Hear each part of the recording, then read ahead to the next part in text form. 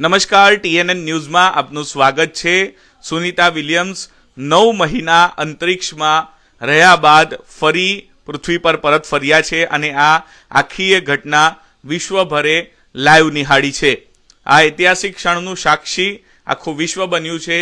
ભારત હોય કે અન્ય દેશ હોય, તમામ લોકોએ લાઈવ નિહાળી રહ્યા હતા અને નાસાએ આ લાઈવ બતાવ્યું છે। જ્યારે તેઓ પૃથ્વી પર પરત ફર્યા ત્યારે તેમના મુખ પર જે સ્મિત હતું તે સ્મિતના દર્શન પણ સૌ લોકોએ કર્યા અને આ એક ઐતિહાસિક ઘટના છે। ત્યારે આ અંગે આપણી સાથે આ વિષય પર વધુ પ્રકાશ પાડવા માટે દિવ્યદર્શન પુરોહિતજી છે કે જેઓ ગુરુદેવ ઓબ્ઝર્વેટરીથી આ તમામ જે ઘટનાઓ બનતી હોય છે અંતરિક્ષમાં તેના પર ધ્યાન રાખે છે અને આ તમામ ઘટનાઓ છે તે ઘટનાઓથી જે લોકો છે કે વિદ્યાર્થીઓ છે તેમને રૂબરૂ કરાવતા હોય છે।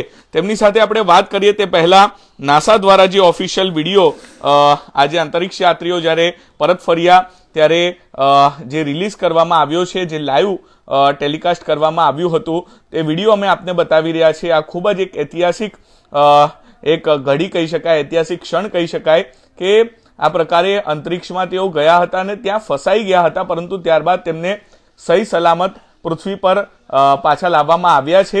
અને જે પ્રકારે ગઈકાલથી જ આ લાઈવ સ્ટ્રીમિંગ શરૂ થયું હતું અને આજે વહેલી સવારે લગભગ 3:30 કલાકે તેઓ પૃથ્વી પર ઉતર્યા અને તેમના મુખ પર જે સ્મિત હતું તે સ્મિત બતાવતું હતું કે કઈ રીતે આ ઓપરેશન સારી રીતે સહી સલામત રીતે પાર પડ્યું છે। હજુ પણ અનેક પડકારો તેમને છે, પરંતુ આ તમામ પડકારોને ઝીલવા માટે તેઓ સંપૂર્ણ રીતે તૈયાર છે। આપ જોઈ શકો છો કે તેમનો જે ફોટો જે આખું મિશન છે તે પૂર્ણ થયા બાદ જે સામે આવ્યો છે, ખૂબ જ આત્મવિશ્વાસની સાથે સાથે આ પૃથ્વી પર પરત ફરવાની ખુશી તેમના મુખ પર જોવા મળી રહી છે। હાલ આપ જોઈ શકો છો કે જે ખાસ એરક્રાફ્ટથી તેમને પાછા લાવવામાં આવ્યા, તેનાથી તેમને જ્યારે બહાર કાઢવામાં આવી રહ્યા હતા તે સમયના આ જે દ્રશ્યો છે તે પણ સોશિયલ મીડિયામાં જ્યારે સામે આવ્યા છે ત્યારે આપણે વાત કરીશું દિવ્યદર્શન પુરોહિતજી સાથે જ અને તેમની પાસેથી માહિતી મેળવીશું। ખૂબ જ ઐતિહાસિક આ ઘટના અને તેનું સાક્ષી સમગ્ર વિશ્વ થયું છે। તેઓ ગયા હતા એક મિશન પર અને તે મિશન ત્યાં પૂર્ણ થાય તે પહેલાં જ ક્યાંક કોઈ ટેકનિકલ ખામી સર્જાઈ અને ત્યારબાદ તેઓ ત્યાં ફસાઈ ગયા। ત્યારબાદ તેમને પાછા લાવવા માટે પણ એક આખું મિશન કરવું પડ્યું અને સહી સલામત રીતે સુનિતા વિલિયમ્સ અને તેમની સાથે જે અંતરિક્ષ યાત્રી હતા તે પણ પાછા ફર્યા છે। કઈ રીતથી આ આખી ઘટનાને જુઓ છો અને વિસ્તારથી અંગે માહિતી આપશો? એકચ્યુઅલી આપણી ભારતની ગૌરવવાન પુત્રી કે જેનાથી ભારત ગૌરવ લઈ શકે, 2 દીકરીઓ, એક કલ્પના ચાવલા અને બીજી સુનિતા વિલિયમ્સ, એને બંને જણાએ આકાશમાં પોતાનું સામ્રાજ્ય સ્થાપીને ભારતનો રાષ્ટ્રધ્વજનો પરચમ લહેરાવી દીધો।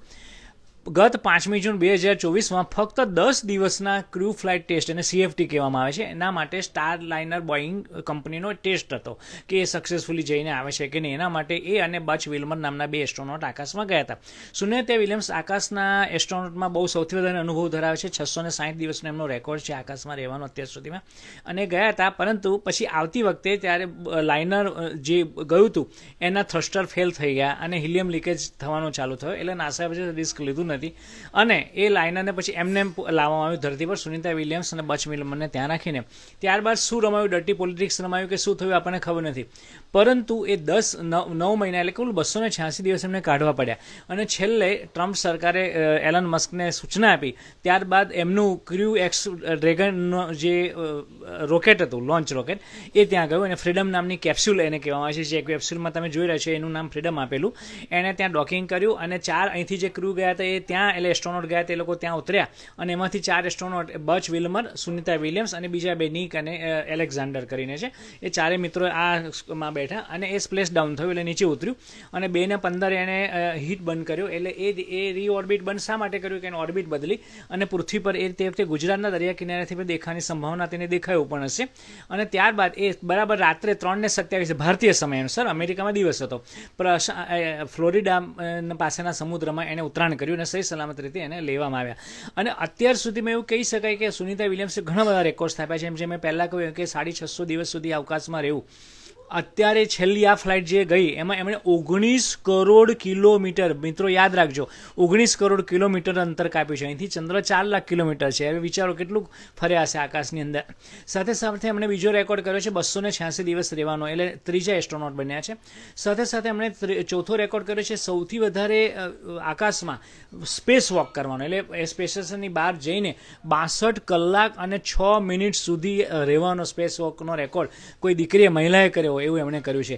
એટલે આપણા બધા માટે બધી રીતે ઓવરઓલ ગર્વની વાત છે, લાગણી અનુભવાય છે. ગઈકાલે પ્રધાનમંત્રીશ્રીનો પત્ર અને બધા મિત્રોએ વાંચ્યો હશે, તો એ પત્ર મુજબ એમણે પણ અભિનંદન પાઠવ્યા છે. અને ભારતની 140 કરોડ જનતાનું જે રૂંવાડા ઊભા થઈ ગયા હતા દ્રશ્યો જોયા પછી, અને આપણે એમ સેલ્યુટ કરવાનું મન થાય એવી ક્ષણો હતી, અને એ ક્ષણોમાંથી પસાર થઈને પાછા સહી સલામત પાછા આવ્યા છે. આ આખું ઓપરેશન જે પ્લાન થયું અને ત્યારબાદ થયું, એની પહેલા આપે કીધું જે પ્રમાણે જે પોલિટિક્સ થયું હોય, પણ તેઓ સહી સલામત આવી ગયા. પરંતુ આ ક્ષણનું સાક્ષી વિશ્વ બને તે માટે તેનું લાઈવ ટેલિકાસ્ટ પણ થયું. કારણ છે કે જો આ પ્રકારે લાઈવ ટેલિકાસ્ટ થાય તો લોકોમાં એક જાગૃતતા પણ આવે, લોકો એ વસ્તુ જોઈ શકે, લોકોને ખબર પડે કે આપણે ક્યાં સુધી પહોંચી રહ્યા છીએ, આપણું સાયન્સ ક્યાં સુધી પહોંચી રહ્યું છે, ટેકનોલોજી ક્યાં સુધી પહોંચી રહી છે. તો આ જે લાઈવ ટેલિકાસ્ટિંગ થયું એને કઈ રીતથી જુઓ છો?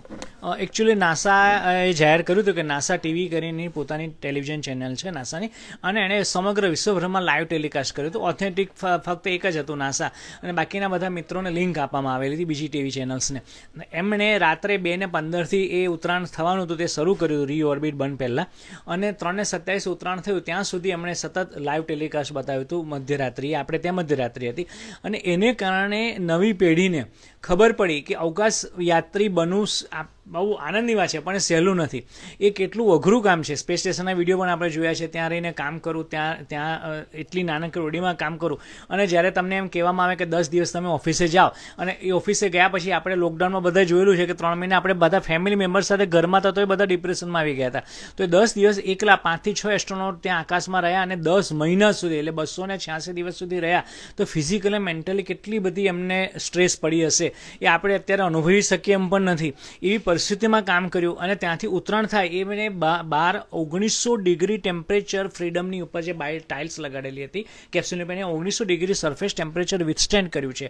અને એવામાં જ કલ્પના ચાવલા ખતમ થઈ ગયા હતા જ્યારે એ ટાઇલ્સ વિથસ્ટેન્ડ નથી કરી શકી. એટલે આ બધા રિસ્ક પછી દરિયામાં એને ઉત્તરાયણ કર્યું, દરિયામાંથી લાવવામાં આવ્યા, અને લોકોને પછીની આગળની વસ્તુ ખબર નથી, પરંતુ પછી એને હસ્ટન કરીને અમેરિકામાં નાસાની ફ્લોરિડામાં એજન્સી છે, એમાં હસ્ટન નામની ઓફિસ છે, ત્યાં રિહેબિલિટેશન સેન્ટર છે, ત્યાં એમાં લઈ જવામાં આવ્યા.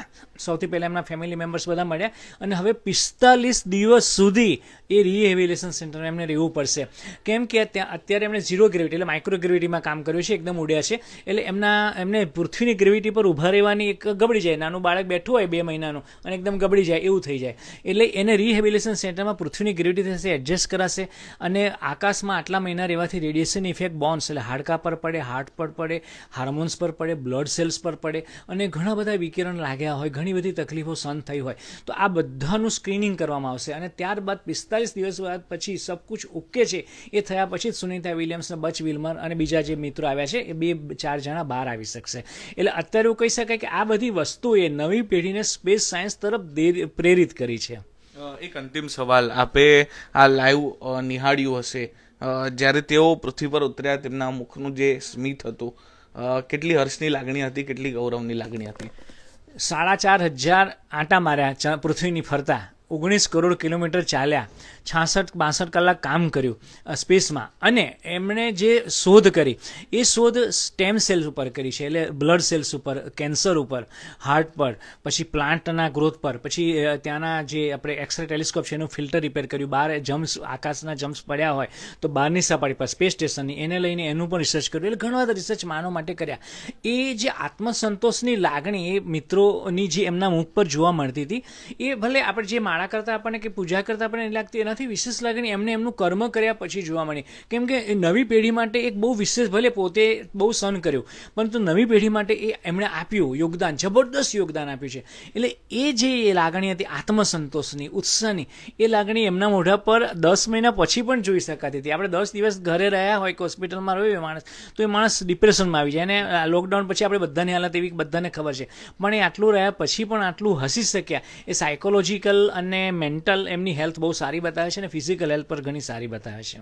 તો એમની મેન્ટલ હેલ્થ તો સારી હતી જ અને એટલે જ તેઓ આ મિશનને પાર કરી શક્યા, પરંતુ તેમને ત્યાં જઈને જે યોગદાન વિશ્વ માટે આપ્યું છે અને ખાસ કરીને સ્પેસ સાયન્સમાં તેમનું જે યોગદાન છે તે કહી શકાય કે ખૂબ જ અમૂલ્ય છે અને આપણી માટે તો એ ગૌરવની વાત છે કે તેઓ આપણા વચ્ચેના જ છે. અને આજે જ્યારે તેઓ પૃથ્વી પર પરત ફર્યા છે ત્યારે સમગ્ર વિશ્વમાં તેની ઉજવણી થઈ રહી છે, લોકો વધાવી રહ્યા છે, કારણ છે કે આ ક્ષણના સાક્ષી પણ વિશ્વના લોકો બન્યા છે, કારણ છે કે આનું લાઈવ ટેલિકાસ્ટિંગ થતું હતું કે કઈ રીતે તેમનું પૃથ્વી પર ઉતરણ થયું અને આ ક્ષણના સાક્ષી જ્યારે સૌ લોકો બન્યા છે ત્યારે સૌ લોકો ગૌરવ પણ અનુભવી રહ્યા છે.